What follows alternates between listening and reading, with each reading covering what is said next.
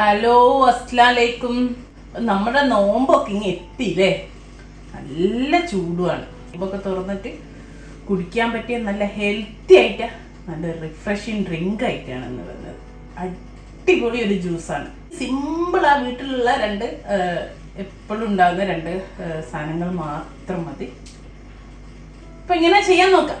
നമുക്ക് ആദ്യം തന്നെ കുറച്ച് ശർക്കര ചെറിയ ചെറിയ കഷ്ണങ്ങളായിട്ട് എടുത്താണ് ഒരു ബൗളിലേക്ക് ഇട്ട് കൊടുക്കുക. പിന്നെ മധുരത്തിനനുസരിച്ച് നമ്മൾ പഞ്ചസാര അല്ല ചേർക്കുന്നത്, ശർക്കര ചേർക്കുന്നത്. അങ്ങനെ ഒരു 1/4 കപ്പ് അത്രേ ഉള്ളൂ ശർക്കര കഷ്ണങ്ങളായിട്ട് ഒരു ബൗളിലിട്ട് അതിലേക്ക് 1 കപ്പ് വെള്ളം ഒഴിച്ചിട്ട് ഒന്ന് അലിയാൻ വെച്ചിട്ട് ഒന്ന് കുതിർന്ന് വരട്ടെ. ശർക്കര ചെറിയ ചെറിയ പീസാക്കിയിട്ടോണ്ട് തന്നെ പെട്ടെന്ന് അങ്ങ് അലിഞ്ഞോളൂ. വെള്ളത്തിൽ ഒന്ന് ഇളക്കി കൊടുത്താൽ മതി.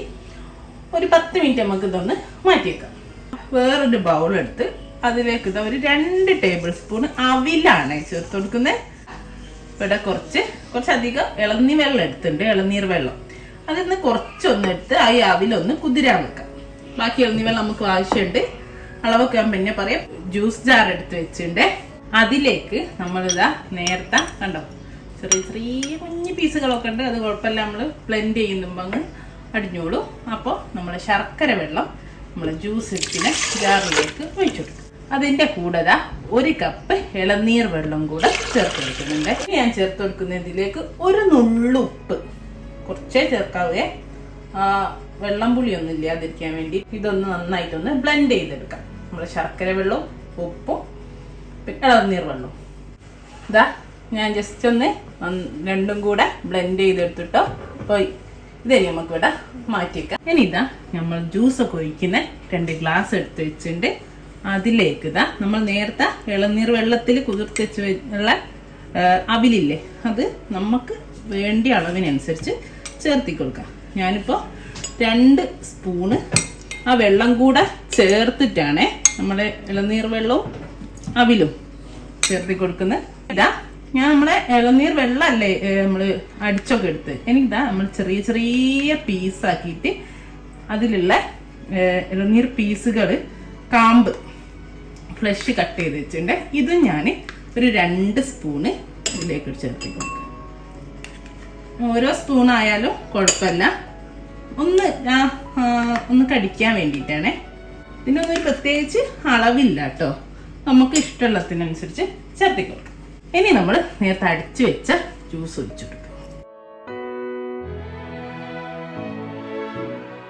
നല്ല അടിപൊളി റിഫ്രഷിങ് ഡ്രിങ്ക് ഇവിടെ റെഡിയാണ്. വേണമെങ്കിൽ ഒന്ന് നമുക്ക് മിക്സ് ചെയ്ത് കൊടുക്കാം.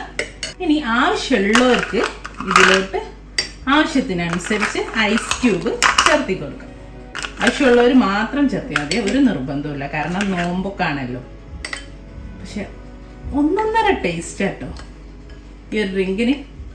പ്രത്യേകിച്ചൊരു പണിയുമില്ല, ഭയങ്കര ഈസിയാണ്, നല്ല അടിപൊളി ടേസ്റ്റുമാണ്.